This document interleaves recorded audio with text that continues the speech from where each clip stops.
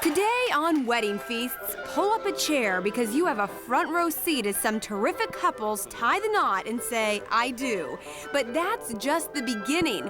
We're going to take you on a fun-filled tour behind the tuxedos and the flowers and into the kitchens where the chefs and the caterers, the cake makers and family members and friends all pull together to make sure the food at the wedding is just as special as the happy couple. It's a feast for the eyes and the taste buds, and you're the honored guest on this special edition of Wedding Feasts.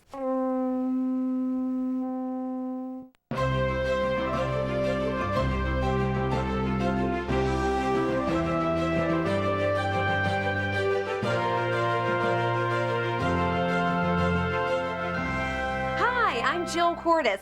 You know, after all the oohing and awing over how beautiful the bride looks, and after the flower girl makes it down the aisle without crying or getting lost, and after that first blissful kiss, the biggest topic of discussion at most weddings, the food. Today on Wedding Feasts, from Manhattan to Minnesota, we'll learn ancient family secrets and little tricks of the trade from the chefs who make food at these weddings so memorable. We'll follow a seasoned caterer to New York City's Fulton Fish Market. Meet a sculptor who, with chainsaw in hand, turns blocks of ice into works of art.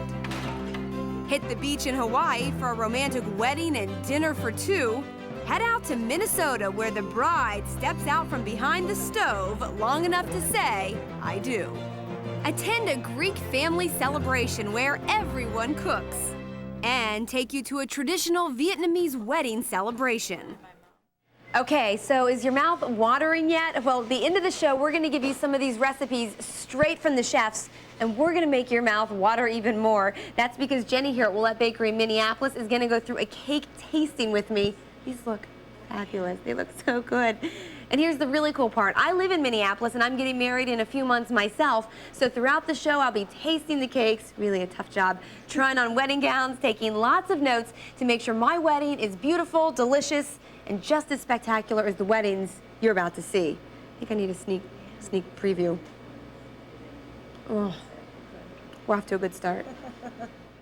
When we return, you'll get to meet my fiancé, Phil. Then we'll go to the Big Apple to meet our first couple. So get this, the longest engagement was 67 years, and I thought 3 was bad.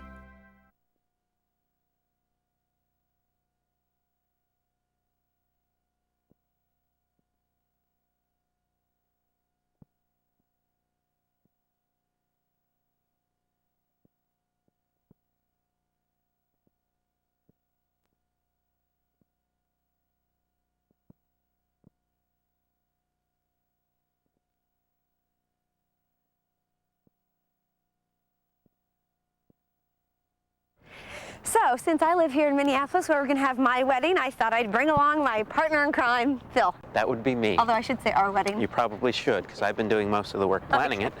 So much of the work. We haven't even hit the hard stuff yet. We haven't done anything. I've done so much already. You've done nothing, honey. I've done a lot. You'd be nothing. surprised. You'd be amazed what I've done behind the scenes stuff. Right, New York City, you can find it all right here. Great theater, great shopping, great food. And if you're planning a wedding, New York is a city where you're only limited by your imagination. Maya and John, who met 8 years ago during a fire drill at their college dormitory, planned this day for 1 year. Everything about it had to be perfect. Everything about it had to say New York. First, they created an image. I started to get a vision of the Manhattan wedding that I wanted, and the fact that I wanted it to be all white and silver and lots of candles. Next, the feel. We wanted it to be above and beyond, a traditional wedding. Then they set the stage. It would be an evening event. It would be black tie, very stylish. And finally, the focus of their wedding feast. Delicious, sophisticated cuisine on the cutting edge of the culinary scene. Food was a big part of our relationship as a whole. My parents are big cooks. My grandparents were professional chefs. John's a phenomenal cook. He takes good care of me. And in New York City, where every taste sensation is at their fingertips, what items did they build their menu around? New Zealand baby lamb chops. Seared tuna, for example, that was something that we just wanted that was different. Maya called 50 caterers, met with 15, and had tastings with 5. That's how she found Mark Farrer, a Manhattan caterer willing to search for that perfect cut of tuna and those baby lamb chops. It was almost kismet, you know, it was almost as if it was meant to be. He knew already what the kinds of things that I was looking for. It would be the perfect Manhattan wedding. Subtle, tasteful, elegant, and delicious. With a $50,000 price tag, the wedding itself took months to plan, but preparation for their wedding feast and all that food came down to a few critically timed hours and minutes over the course of 2 days.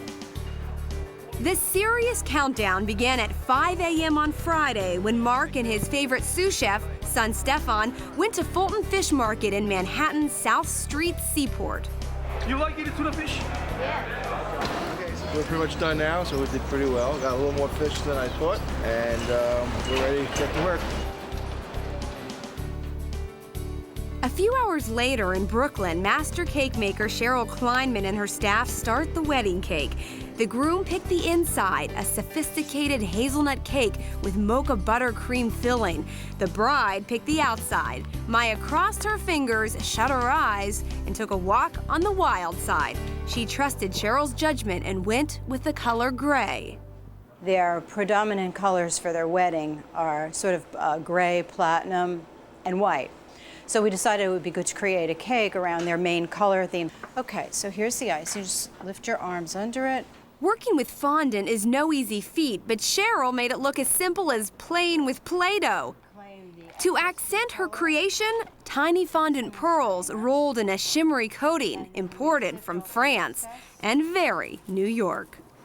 Tomorrow, Cheryl will add the finishing touches.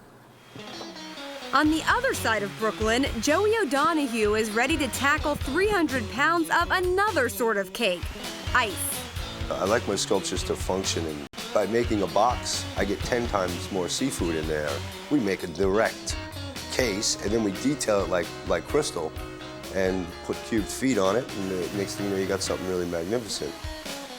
With chainsaw in hand, water sprays and ice chips fly, and soon a simple yet elegant work of art emerges.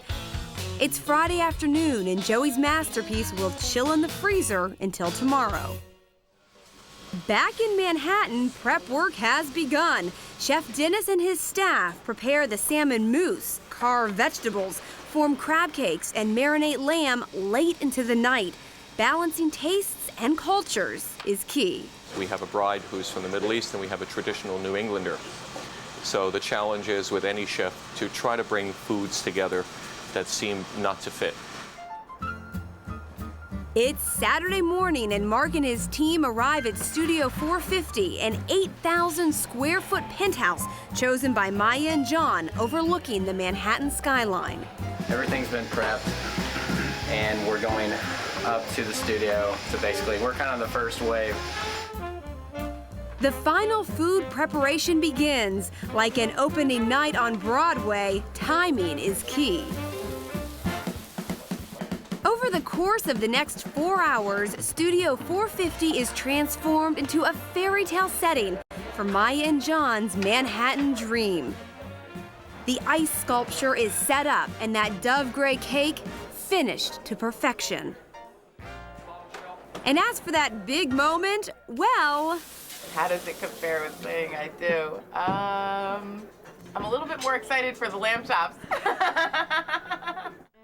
They were married under her parents' huppah. Maya was raised in the Jewish faith in New Jersey. John grew up Catholic in a small town in New Hampshire. Their union, a wonderful blend of culture, faith, and food. The ceremony is underway, and in the next room, quiet, controlled chaos reigns in the kitchen. Do we have another saute pan? All right, what do we have out there? All right, I want you to do the pasta station. All right, give that to Curtis. Whoa, wait, pasta bowl. I got 3 different kinds of pasta. You got 3 different types of pasta? Yeah. I gotta pull you back. The wedding is running late, but no problem. Dennis has everything under control. Well, almost. You know, oops, forgot to prep the lettuce, you know, like one of those. It's cocktail hour and everything is just as the bride and groom envisioned. Men in tuxedos, candles glowing, Manhattan at its finest. And the food to die for.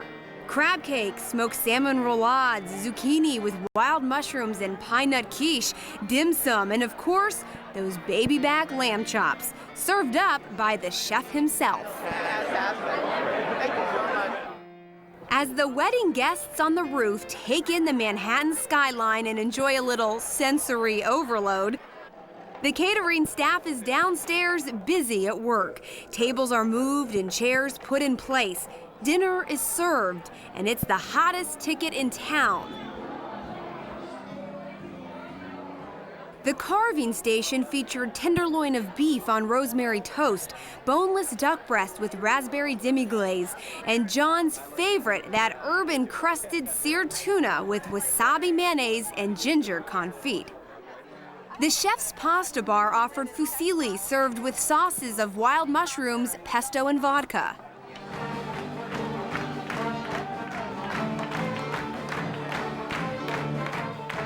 As they dined and danced the night away, the kitchen kept its own beat.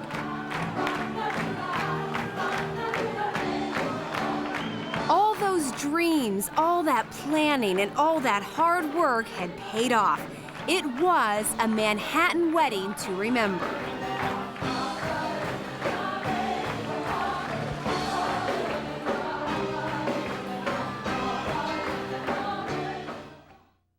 When we come back, Phil and I check out invitations, then it's off to Hawaii.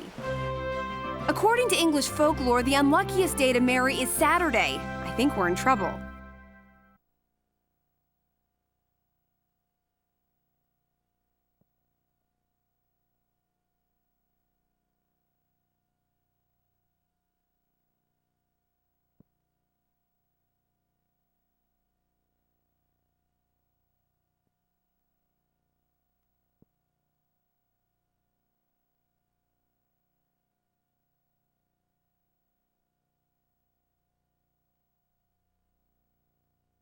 From the time I was a little boy, I've dreamed of planning a wedding like this. This has really been, it's been my life's ambition. I mean, to get these invitations together, the dress, the gowns, the flower girls. You've done so much, I really can't even have. It's fathom. hard to believe. Nothing. I mean, the blood, sweat, and tears I put into this wedding. It's a lot of work, isn't it? It is. It makes you wonder about eloping. I mean, first off, you haven't done anything. And second off, eloping's not an option. Well, there is that, yeah. However, our next couple, they didn't exactly elope, but it was the two of them on the beach with the chef catering to their every whim. Let's get back to the eloping. I don't think that's an option. No, it's a very good idea.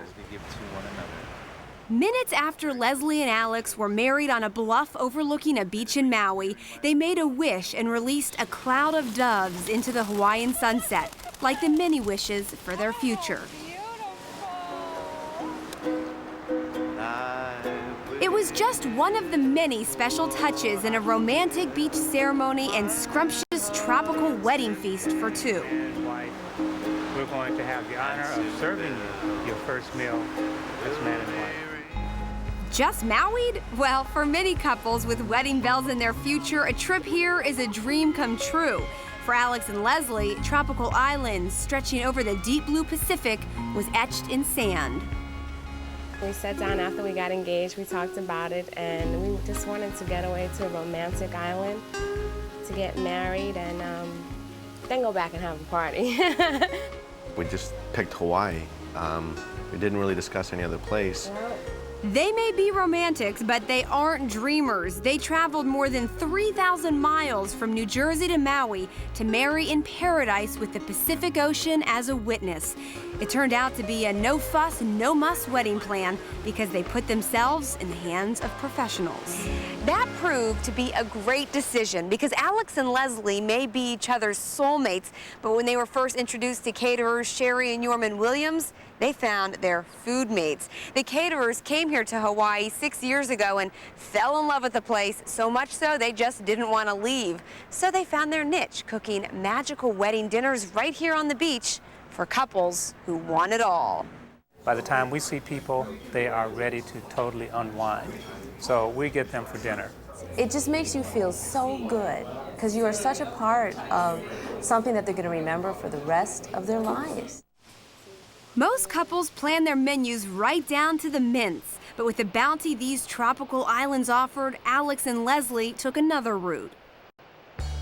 We don't know what the local produce and fish is, so we're kind of like leaving this in the caterer's hands to figure out what we're going to have. The day slipped away quickly, and before you could say, I do, it was 4 p.m. Time for Leslie to go to the beach, where Alex was waiting for her. Meanwhile, Cherie and Yorman wasted no time setting up, no detail too small.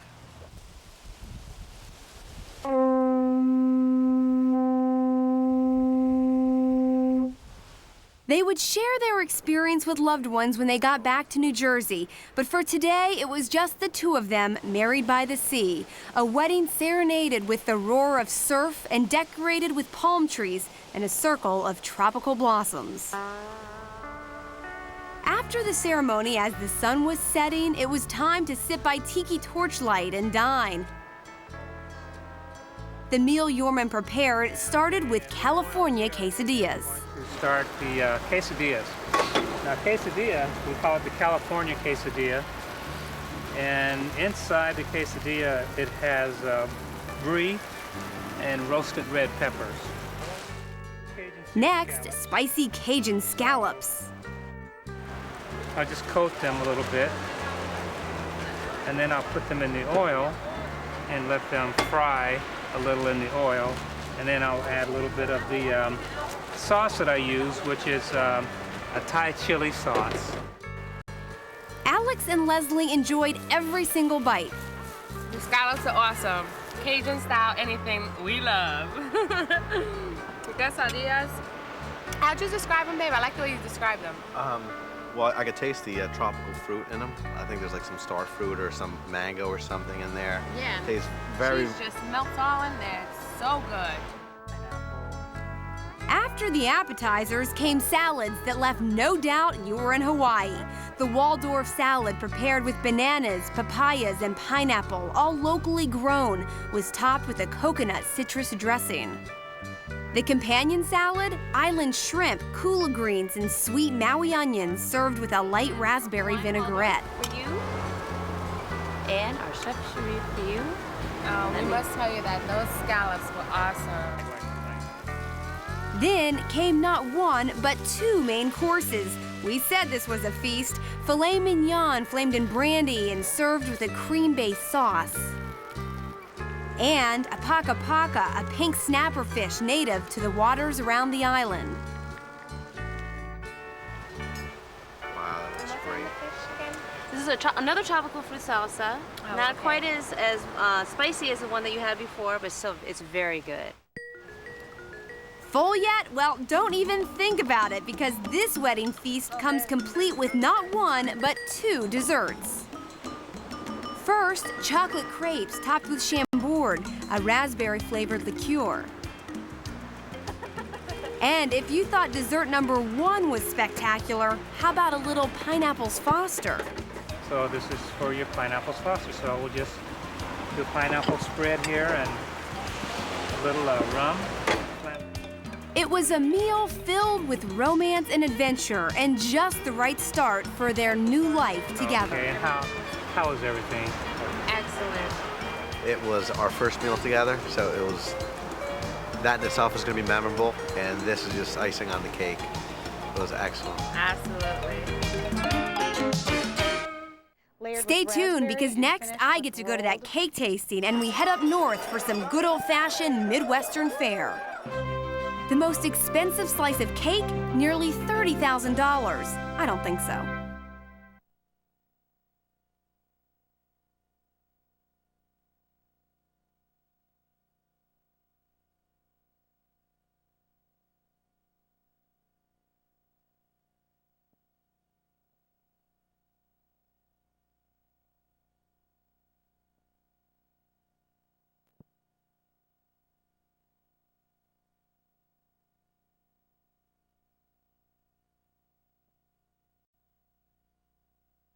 So we're back to taste the cakes. Jenny, I don't know how I'm gonna decide, but let's start here because that looks really good. Okay, that is a marble cake layered with raspberry and finished with rolled fondant icing. So it's kind of a funky frosting. Yes, yes. It's real popular right now. It gives you the real smooth finish that a lot of people are doing right now. Sweet. Very sweet, very sweet.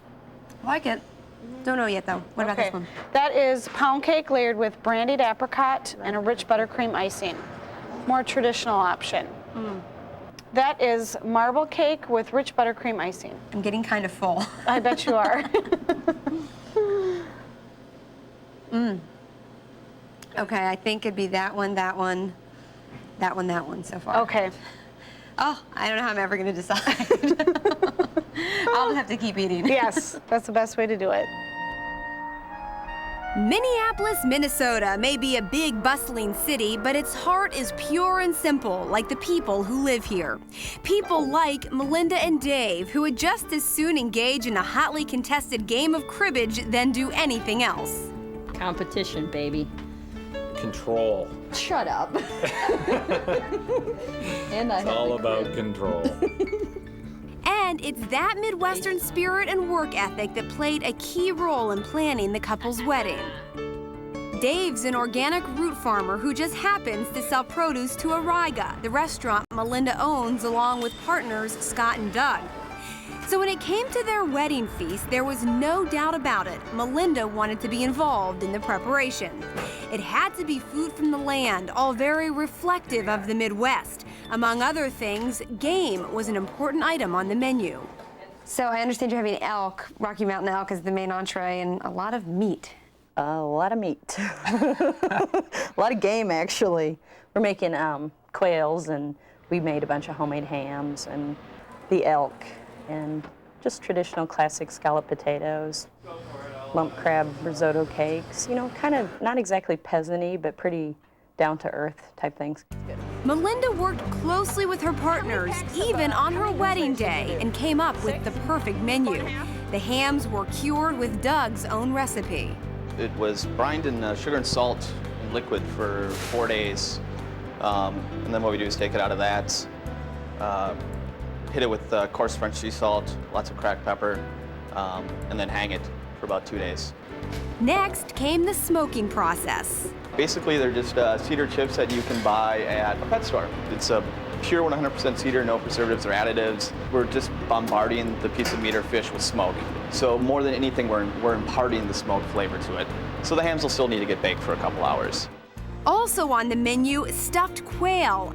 And if that's not enough for a hearty Midwestern appetite, don't forget that roasted mountain elk. Everybody on the staff wanted to make sure everything was just right for their boss and friend. We miss having her back here and cooking with her, but we're happy that she's busy doing things for her day. She's still with us. If she gets a little overwhelmed and too many things are going on, this is a very safe place to come. So I think if she needs to get away from things, she'll pop back here. Doug's little quip is, you know, I put the X, Y, and Z into this dish, and I put just a little bit of love. You know, I mean, that's how he explains what his secret magic ingredient is. Doug and Scott and the staff did most of the cooking, but they did let Melinda make one thing, the wedding cake from her own recipe. White chocolate with pine nuts, lemon curd, and gooseberries with buttercream frosting. They're pretty tangy. And trimmed with hand-turned truffles made for her by her friend Brian McElrath, who just happens to be a professional candy maker. Oh, you have to hurry on He this even thing. let me try my hand at some of the candy he was creating for the wedding. I love Lucy. Hello. This is the assortment of candies that she's chosen. We've got the toffee, our passion fruit, as well as the soft caramel. What's inside the passion fruit? It's a white chocolate mousse with passion fruit puree and orange liqueur, Grand Marnier liqueur. And then also on the cake. Yeah, oh, we made a special garnish candy for the cake. It's a white chocolate sphere with a passion fruit filling inside. Our table's over here. The whole weekend was about love. From London to Louisiana, family and friends arrived early, and everyone pitched in to make Melinda and Dave's wedding special. Dave's father even brought part of the Minnesota woods into Ariga. Oh, we went up by our hunting shack up in northern Minnesota and chopped down a few birch trees. It's going to be a little arbor, I guess, where the A preacher's going to stand. The time had finally come for Melinda to leave the kitchen and become a bride. It's the last time you'll see me single. I'm now off the market. You all lost. Wait How about a second. that? Come Get here. back. Get back. Come here. Get back. I'll Get see you back. later. Get back. By the time they were pronounced husband and wife, there were no strangers left in the room. Instead, there was just one big extended family. And once the knot was tied, it was time to eat. My only vision of my wedding is like to have a really great buffet table with really great food on it. Like I didn't grow up wanting some dress with flowers or what I was gonna do with my hair. My idea is, oh, I'm gonna have, you know, food. Like food I like to eat and food that I like to see. Melinda's dream came true. In the meantime, back in the kitchen, there was some serious cooking going on. Just as her partners kind of knew she would, Melinda found her way to safe haven. What is the chef doing in the kitchen on her wedding night? Checking out my buddies who are making the food and seeing how long till I get something to eat. Everything all right? You need some help? No, we're fine. You can, I don't know, maybe enjoy your wedding. Each and every picture taken at Melinda and Dave's wedding will hold a treasured memory for the couple. But of all the photographs taken, there's one that will hold a special place in their hearts.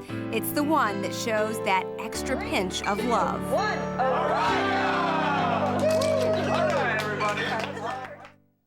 Up next, we'll travel down to sunny Florida for another family wedding feast, this time with a Greek flair. Did you know we honk at wedding limos to frighten away evil spirits? I like that.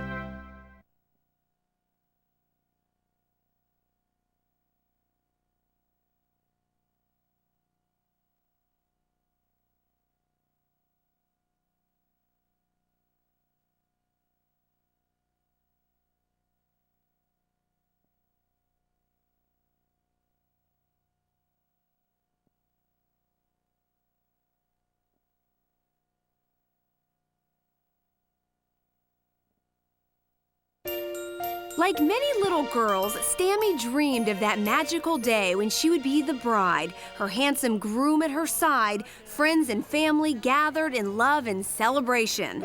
But along with her dreams came the dreams of those who watched her grow up. Every grandmother wants to live to see her granddaughter get married. It means a lot. It means a lot to me. Stammy is so very, very dear to my heart. She is like the sunshine, and she's very dear to us. It was a magical weekend for everyone, bride and groom, friends and family.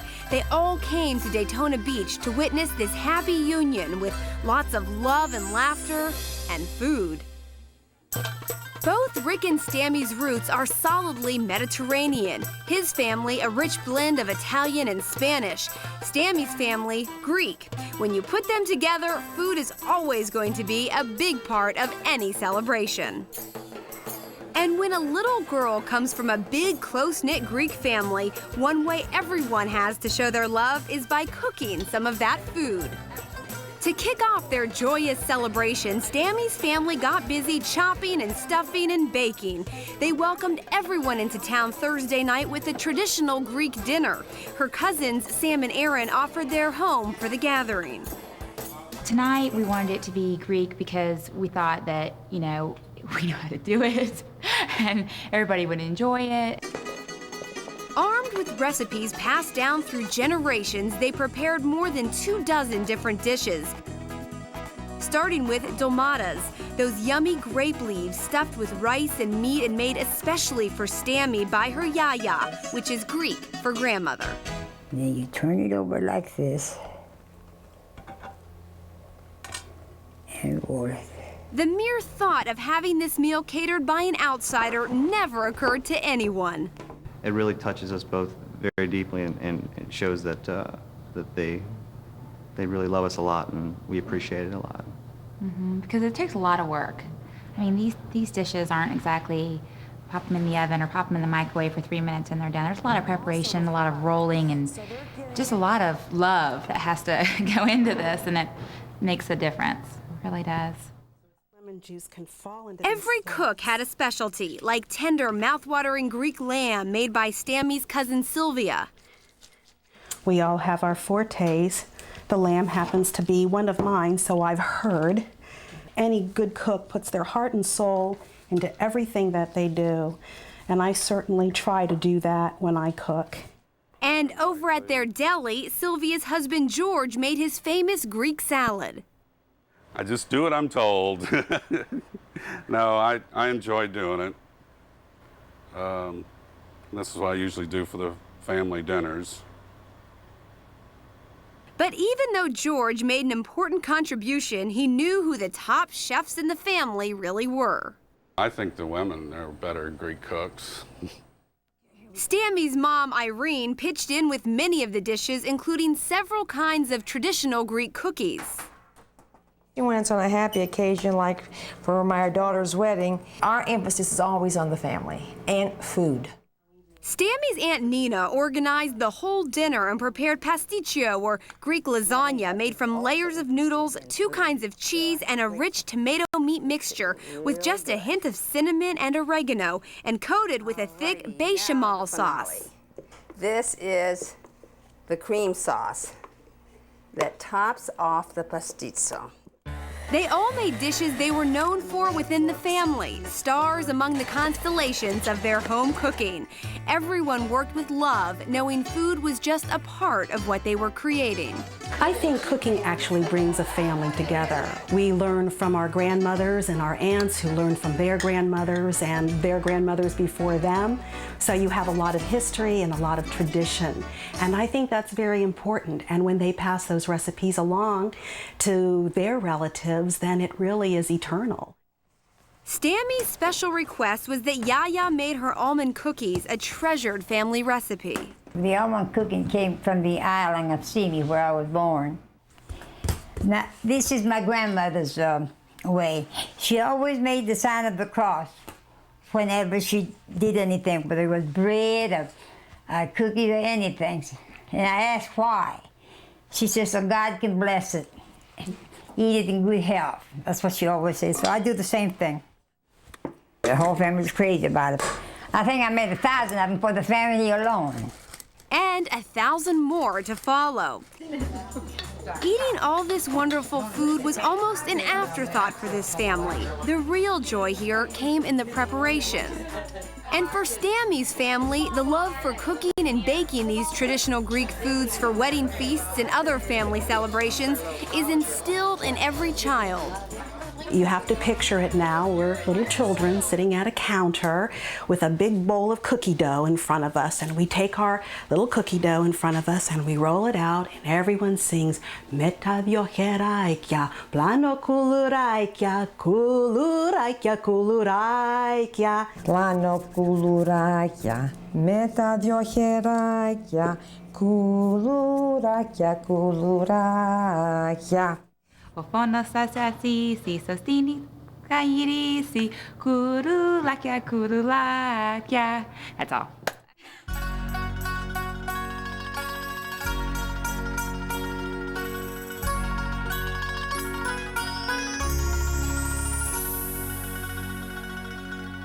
Coming up on Wedding Feasts, Phil's mom and I go gown shopping. And then on our final stop, we'll treat you to a rare look at a very special Vietnamese wedding.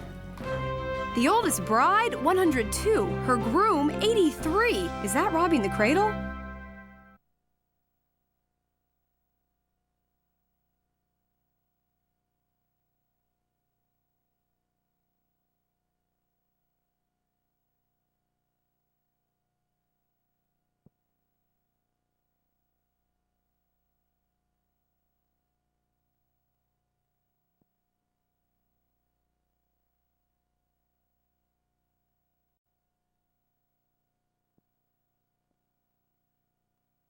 You know you can't shop for a wedding dress by yourself, so I brought along my future mother-in-law, Bev, to help me. What do you think?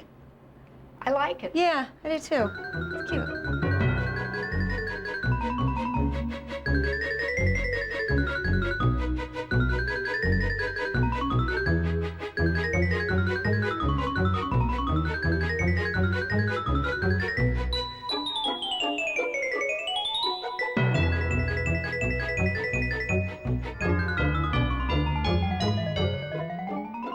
I love this one. What do you think?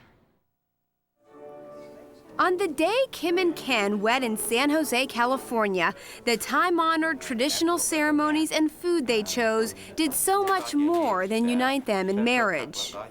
It was a sacred day to remember Kim's deceased parents through an ancient Buddhist tea ceremony. It was also a day to pledge their love and a day to celebrate with not one, but 2 wedding feasts. A traditional Vietnamese tea ceremony and luncheon with native food. And an elegant 10-course Chinese banquet complete with shark's fin soup and Peking duck. Kim and Ken were both born in Saigon. Though they met years later in the United States, their lifelong bond was sealed when they were both very young children. Their families went through similar ordeals, fleeing Vietnam and oppression, boarding small boats, and coming to America for freedom. We met down in San Diego in '91, I believe, and we were both attending San Diego State at the time. And we got together ever since, and we've been together for, 9 years now? Close to 9 years. Close to 9 years. Ken became a computer systems administrator. Kim is studying to be an electrical engineer, just like her dad. Because of their common life experiences and to honor their families, both wanted their wedding day to include a very special Vietnamese tea ceremony. I find it very important to keep that tradition going, to honor with the fruits and the lantern and the incense and just 15 and 20 minutes of paying the respect. The ceremony is usually prepared by the bride's family, but since Kim has no immediate family left, Ken's sisters helped. We're happy to know that Ken and Kim continue to keep our tradition. We're so lucky and we're very happy to have Kim as part of our big family. Welcome to the family. You regret it. Kim chose her very close cousins, Tu and Hyun, to represent her parents. They set up the altar for the ceremony. Then Tu made the tea. This is to remember all the people who passed away, as well as pray for the wedding to have a good marriage. Each small step in the tea ceremony was a memory they would keep forever. Lighting the incense, paying respect to Kim's parents, serving Ken's mother tea. Congratulations. There were many tears of joy that morning as their families became one. After tea, it was time to feast on a meal of Vietnamese dishes which looked more like exotic art than food. There was red rice for prosperity and shrimp and pastry called bát lọc from Kim's parents' village. Fine, thin noodles, bon hoi, topped with green onion and decorated with orchids.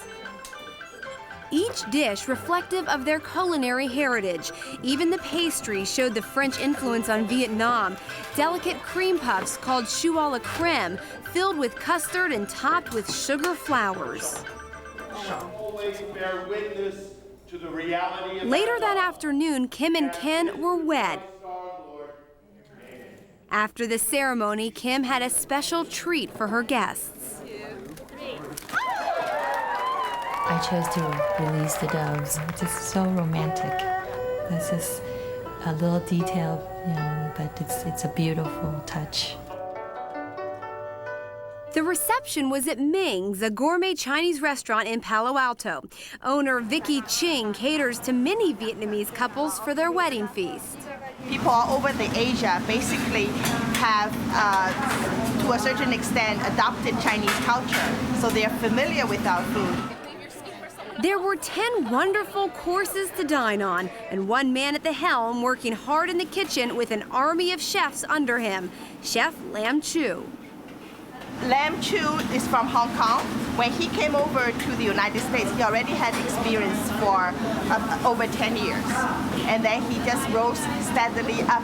You know, we have a walk line. If you're good, you get promoted from the last walk to the first walk. He is number 1. Chef Lam Chu and his staff outdid themselves all night, serving up food reserved for special occasions like Kim and Ken's wedding feast. The 10-course meal started with a cold-cut platter with 6 different cold cuts, including some pretty exotic ones like baby octopus, crab leg, and baby jellyfish. The jellyfish is good. I like it. It's different. That was followed by a scrumptious appetizer of crab claw encased in shrimp paste, coated with breadcrumbs and deep fried. Next, delicious individual quail seasoned and cooked to perfection. On to shark's fin soup made with a supreme broth of chicken, ham, and pork, and considered a great delicacy. It's kind of smoky and a little thicker than I'm used to in a soup, but it's very good. As is usually the case, the bride and groom spent little time eating. Kim changed 3 times during the feast. This bride and groom also visited every table with representatives from each side of the family, accepting the blessing of those seated. Meanwhile, Lam Chu's kitchen kept guests delighted with the array of delicious food set before them. Course 5, the always popular crisp Peking duck. Exquisite abalone with black mushroom. 6 courses, 4 more to go. A delicately seasoned dish with fresh shrimp and scallops sautéed with Chinese greens. Room for more? How about a whole fish dramatically seared in hot oil? And finally, fried rice to finish things off. Well, almost. In addition to wedding cake, dessert was a traditional soup made from lotus seed and lily bud red beans, plus trays of cookies with 2 kinds to choose from, festive double happiness cookies and a deep-fried smiling sesame cookie. For some guests who had never eaten some of these dishes, it was a time to experiment. I never had any of this food before. The fish is probably my favorite, but overall it was interesting trying everything new. At the beginning of their special day, Kim and Ken wanted to reach for the stars to include Kim's beloved parents and Ken's father to make them part of their wedding. They honored their memories and respected their roles as parents and the people who got them safely around the world during the time of war to start a new life in the United States. At the end of their wedding day, Kim and Ken surely knew those stars would be their guides forever.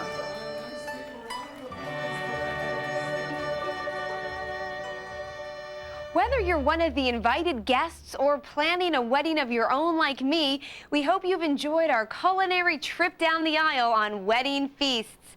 I'm Jill Cordes. Nice job to all of our chefs. Congratulations to our brides and grooms. You guys have been great sports. And as for me, well, wish me luck.